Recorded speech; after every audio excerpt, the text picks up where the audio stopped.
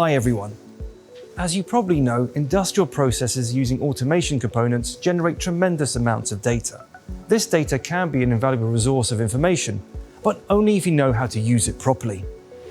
At Mitsubishi Electric, we make use of the Iconic Solution Suite, which allows you to make the most of your data by creating a virtual visualization of your factory floor. With visualization and digital twin capabilities, you can create a supervision solution that not only shows you animated 3D models of devices on the production line, but also provides you with the ability to analyze various data, such as energy consumption, predictive maintenance, or production efficiency.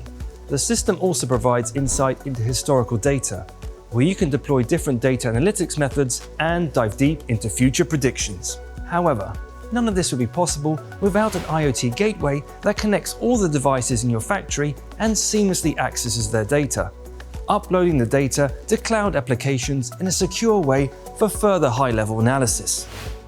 Gateways and other edge-level devices can check the data, filter it, and even perform some initial analysis, which can then be visualized by Iconics and can subsequently deliver significant value to the user.